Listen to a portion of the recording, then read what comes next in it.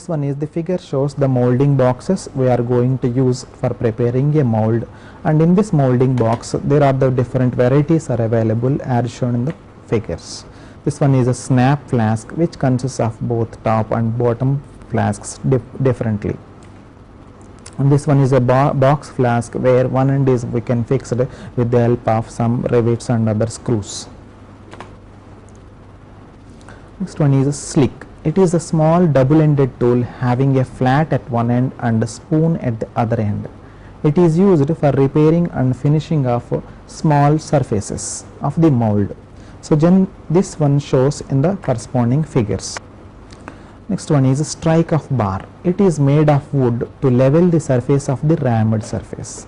Sprue pin. It is a tapered peg, and this one is bellows and mallet.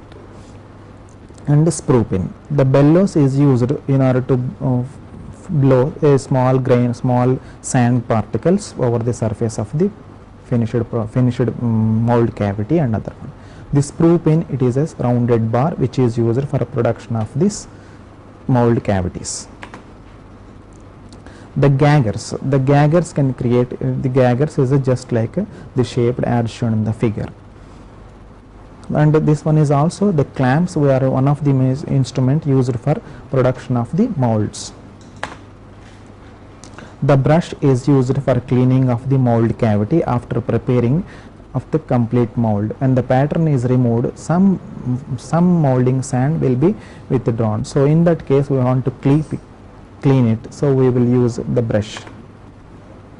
The smoother is a softening plate which is used for smoothing the top surface of the mold patterns. Next one is riddle. Riddle is used just like a sheave. It is also named as a sheave, which is used for removing any unwanted impurities present in the sand. Next one is vent rod. It is used to make series of small holes to permit gases to escape. So this vent rod is as shown in the figure. This is a vent rod which can, after preparing a complete mold cavity, besides and around the surface of the mold cavity, we will place some holes with the help of vent rod. Next, draw spike. The draw spike is a pointed steel rod with a loop at one end. It is used to wrap and draw patterns from the sand. Next one is wrapping plate. A wrapping plate or lifting plate is as shown in the figure, which is used to facilitate wrapping and lifting the pattern from the mold. Next one is gate knife. This is used for cutting gates before the mold actually prepared, before pouring the molten metal. Gaggers. These are also called lifters. These are iron rods bent at one end or both ends. These are used for reinforcement of the sand. Next one is clamps. These are used for holding together the cope and drag of the completed mold to prevent the cope from floating or rising when the metal is introduced into the mold. The cleaners and sleekers are also the one of the tools used in the preparation of the molds for cleaning and other removing of the small sand in the mold cavity. This one is this figure shows the trowel which is used for finishing of the prepared mold. Next one is molding board and the wrapper. The molding board is a flat board which is used for keeping the flasks over that molding board. The water sprinkler is used for pouring of the water, so adding of some water content to the molding sand. Now this one is a spirit level. The spirit level is in the figure is used by the molder to ensure that his bed of the sand molding box or molding machine table is horizontal. Next one is what is the need of the course. The course provided the means of producing hollow castings. The next one is external and undercut features. Some intricate shapes are also developed with the help of providing cores, such as drainage fittings, hollow pipes, hollow shafts, etc. There are the different types of cores we are going to use for production of the other components. The first one is the condition of the material we will consider. Depending upon the condition of material, they are classified as a green sand cores and dry sand cores. In the green sand cores, the sand we are using, it is a natural available sand, and we will mix with water and we will form the cores.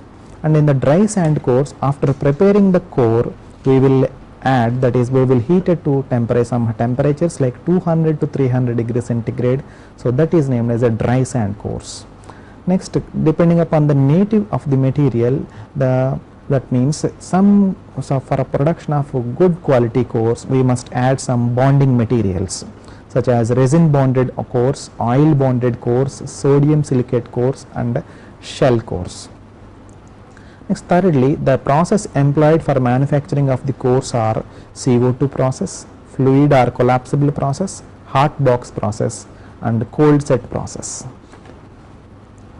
So this one is the cores, position of the cores. The first figure explains the balanced core, and the second one is hanging and cover core. So this balanced core, which will be utilized for production of components, and then the core will be placed between the cope and drag. Whereas in the case of hogging and cover core, the core will be placed only either in the cope or either in the drag. Next, for preparation of the mold, there are the different molding machines are also available. So hand operated molding machines and power operated molding machines. Jolting machine. So the first one is the jolts. Jolt means in this jolting method, the flask is first filled with molding sand, and then the table supporting the flask is mechanically raised and dropped in succession. Due to the sudden change in inertia at the end of each fall, the sand get packed. This figure explains the complete details of a jolting machine. So in this case of jolting, the flask is placed here. This is the first one is table, the second one is pattern, this one is a pattern, and the third one is flask, and this one is a plunger we are going to use, this one is nose, and this one is a channel, grinding girder, all these one. So this one is operated with the help of springs that placed at the bottom. So in the first case, the figure supplies the principle of jolting machine. The table with the platen is filled with molding sand, and it is raised to a height of 30 to 80 mm, and then it will be lowered. So in such a case, for raising and lowering, the sand will be get packed and corresponding pattern will be developed. Now let us go to the next machine, that is a squeezing machine. In this squeezing method, molding sand in the flask is squeezed between the machine table and the overhead squeeze board. So the pneumatically or hydraulically until the mold attain the desired density. These are the two types of squeezing machines, top squeezer and bottom squeezer. This one is a top squeezer we have to see. In the case of top squeezer, this is the pattern. The figure shows this is the pattern, this is the mold, this one is a mold board, and this one is a pattern, and this one is a flask, and the sand frame, and the table lift, and the squeeze bed. So initially the pattern is placed, and we are pouring some sand over that pattern, and correspondingly the table will lift to some height, and successfully it will drop down towards the flask, and the correspondingly the sand will be packed around the surface of the pattern. So this is the one of the best method for squeezing. Next one is sand slinger. In the slinging operation, the consolidation and ramming is obtained by the impact of sand, which falls at a very high velocity. The overhead impeller head consists of the having in which the blade rotates very high speed. The sand is delivered to the impeller through the opening by means of conveyor buckets. So this is the figure shows the sand slinger. So in the case of sand slinger, this one is the housing, this one is the blade which rotates, this one is the opening, and this one is the outlet. So initially through the opening, some sand is entered into the casing, and it will be projected over the blade surface. Whenever the blade will rotate at high speed and the corresponding high speed to the applied to the sand, and it will be dropped over the surface of the core which is placed at the bottom, and the corresponding pattern will be filled with mold sand, and the mold cavity will be developed. The next one is special casting processes. All metals can be cast in sand molds, and there is no limitation as compared to size of castings. However, sand molds are single purpose molds. So there are the different advantages of using special casting processes over conventional sand casting. Special casting process save labor, time and expenses. More number of castings can be produced with single permanent metal mold. Greater dimensional accuracy is also possible by applying these casting methods. It will avoid the further machining of the castings. The class, depending upon the applications and other variety, these are classified as, first one is metal mold casting. In the metal mold casting, there are again three categories. First one is permanent mold casting, second one is die casting. In the die casting, there are the two types, cold chamber and hot chamber, and the third one is a slush casting. Whereas for the non-metallic molds, first one is centrifugal casting. That means in the above one we are using some metal as a pouring material, whereas in this case we are using non-metals, that is plastics, and other cases we will use this type of methods. This in the case of non-metallic mold castings, centrifugal casting, investment, CO2 molding and shell molding. Next, the last one is continuous casting. The permanent mold casting or gravity die casting. So in the case of permanent mold or gravity die casting method, it is done with the help of permanent molds made with cast iron steel. This mold can be reused many times and thus are discarded in the process. Molten metal is paired into the mold. There are the advantages of using this one: the carburetor applications, hydraulic brake cylinders, connecting rods and pistons, oil pump bodies. There are some industrial applications are manufacturing of CA pipes, sewage pipes. The process can make liners for IC engines, rings and other annular components. The next one is die casting. It utilizes the permanent metallic mold for rapid production of accurately dimensioned parts. The die casting is originally used in the production and in the casting of low melting point metals such as tin, lead, magnesium and zinc. There are the different metal injection mechanisms are also applied in this case. The first one is hot chamber die casting, gooseneck type and submerged plunger type. The second one is cold chamber die casting, and the third one is vacuum die casting. Hot chamber die casting. In this type of hot chamber die casting, the melting unit constitutes an integral part of the process. Gooseneck or air injection type. This machine is provided with suitable mechanism to raise and lower the gooseneck. As the figure explains, this is the submerged plunger type die casting machine. So in this case, this figure, the first initially this is the gooseneck type. This is the gooseneck type injector. So initially the gooseneck type injector is pressurized connected to the piston cylinder assembly as shown in the figure. So whenever the pressure from the outside, pressure cylinder from the outside, it is connected and the corresponding plunger will be moved, the gooseneck, the metal will becomes into the gooseneck type, and the corresponding gooseneck type injector is connected to the die cavity as shown in the figure.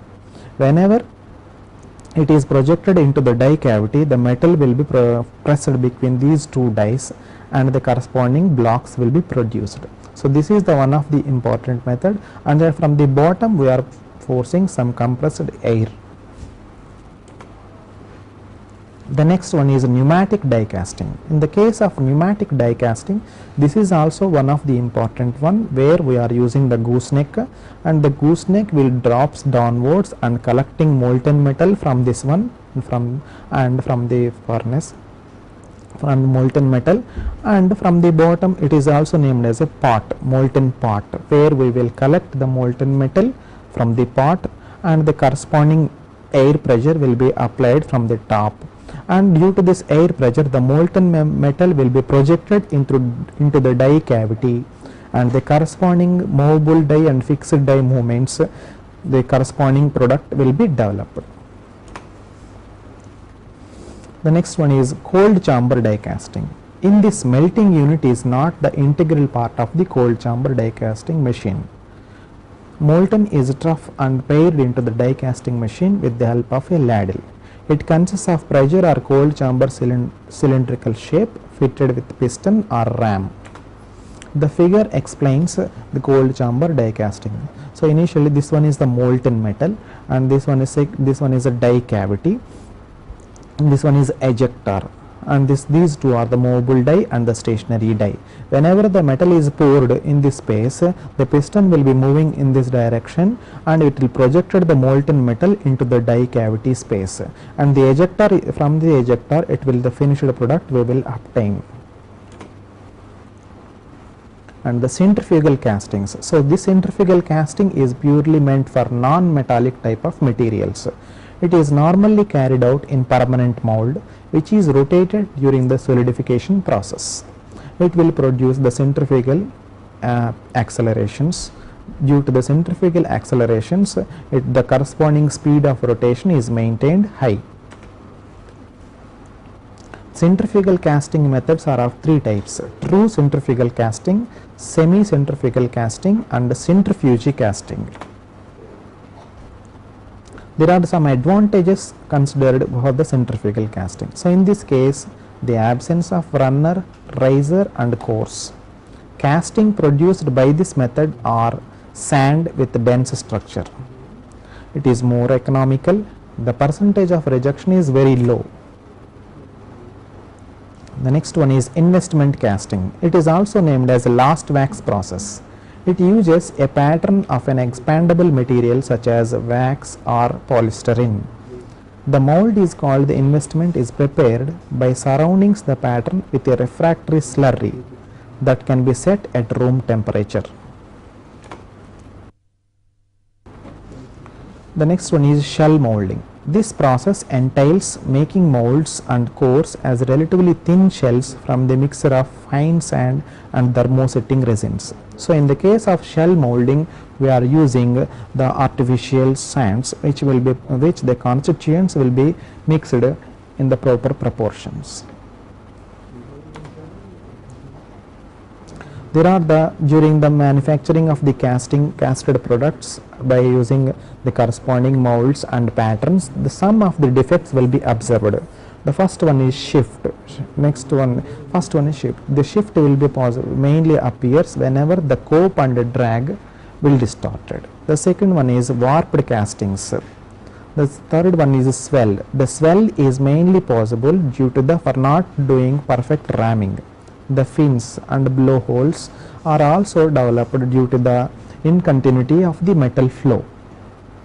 And the gas holes and hot tears are whatever the gas entrapped in the molten metal itself. These are the some of the defects observed in the manufacturing of or production of castings. Students, so far we have covered different types of patterns such as solid, segmental, gated, skeleton, etc. and various materials used for them like wood, cast iron, aluminium also. We also studied different molding methods. Hope you understood the lesson well.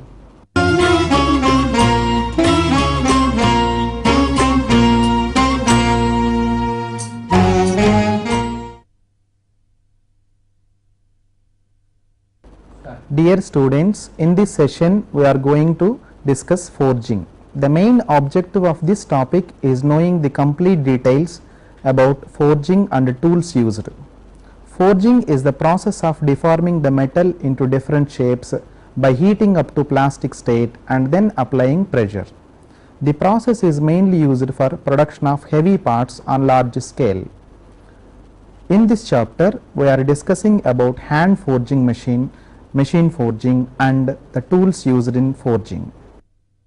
There are different types of forgings generally that developed in different workshops. They are hand forging, drop forging, machine forging, upset forging. First one is hand forging. That means this hand forging carried purely with hand tools, that is depends upon skill of the operator. So it is also named as a smithy forging. The second one, drop forging. Forging is either impact or by applying some pressure is possible. So that happens in the case of drop forging.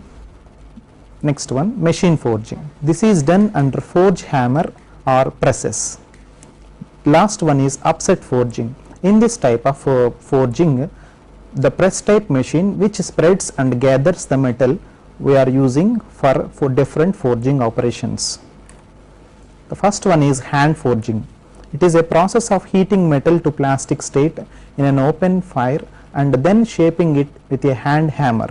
It is done by a blacksmith. It is purely meant for small jobs. So in the case of hand forging, it is for repairing and other works only it is specified. For performance of various operations, there are the different types of tools used in the forging.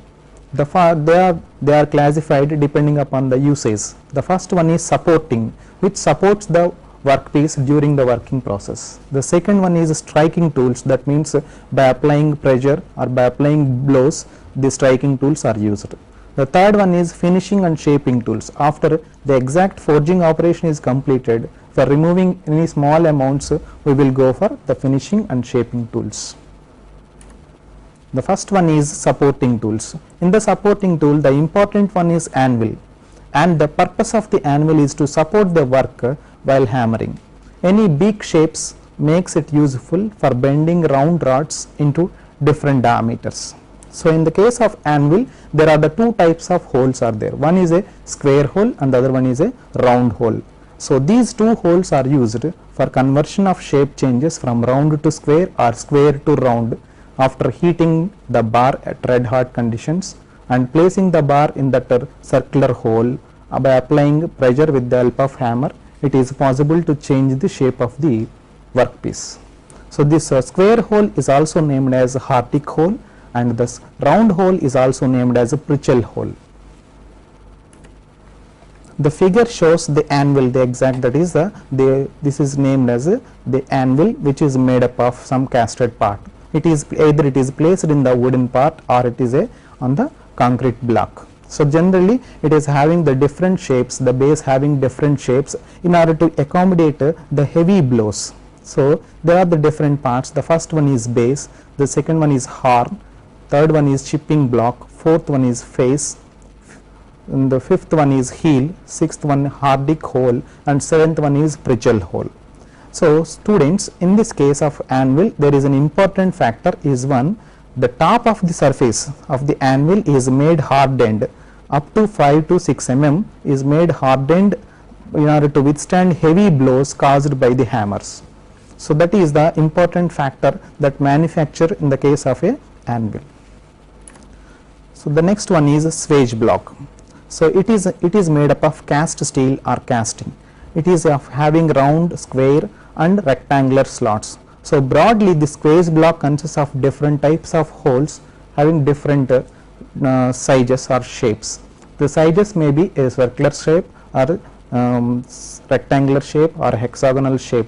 So generally this Swagelok is used for conversion of shape changes from round to square, from round to hexagonal. So for that purpose we are using this one. So in this case, this is used as a support in punching holes and forming different shapes. So the figure shows the Swagelok, which consists of the different holes. The bottom layer, it is a circular hole, it is, and the top layer, it is around the periphery, it is just a rectangular holes and having different grooves. So all these have more helpful in order to change the shape of a particular heated object during the forging operation. So in the students, this is also one of the type of anvil which is we are going to use, that is double horn anvil. So this is an exceptional one and it is purely meant for different applications, just like for conversion of angle, that is bending and other pure bending, under angular bending or 90 degrees bending. So in those case we will go for this double horn anvil. The next one is supporting, after the supporting, that holding tools. In the holding tools we are all aware about vise. It is in the case of vise, it is heavy duty vise fixed to one end to do a leg or set to a concrete base. It has mainly used for light work and bending work. So generally in the case of leg vise, the one end is fixed and that is purely operated on the leg pressure, and the amount of pressure applied is up to 30 to 35 kgf. So we are applying with the help of legs. So the next one is hammers. There are the two types of hammers used in hand forging. The first one is a hand hammer and the second one is a sledge hammer. So these two are categorized depending upon the work. The first one is used for a smaller work and the second one is used for the heavier work. The hand hammer, these are used for small works. They are ball peen, cross peen and straight peen. So these are the three types of ball peen, cross peen and straight peen. In the sledge hammer, it is used by smith's helper. The weight varies from 4 to 15 kgs. These are used for heavy works. These are specified by their weight and shape. The figure shows the hand hammers. The hand hammer consists of, this one is the rounded portions and the flat faced one. So the round portion is used for the other round works and this one is used for bending works. These are the different types of hand hammers available, that is a flat faced, round faced. And the next figure goes to sledge hammer, which is having heavy, which is mainly used for heavy work. The sledge hammers is a double faced one and the cross peen one. So this cross peen one is used for bending and other applications. So generally the sledge hammers are specified with the help of the weight, that is expressed in terms of so many kgs. The next one is holding tools. The first important holding tool is tongs. Tongs is the blacksmith's one of the important tool to hold the object while doing forging operation. That means for the operator it is difficult to handle the heated object. So in that condition, so different types of tongs comes into picture. The first one is closed mouth tong, the second one is open mouth tong, third one is round hollow tong, square hollow tong, fifth and last one is pickup tong. Closed mouth tong. So this closed mouth tong is mainly helpful in holding of thin sections. Open mouth tong, it is used for holding of heavy sections. Round hollow tong, it is used for holding round hexagonal shapes. Square hollow tong, the square and hexagonal works we are going to use.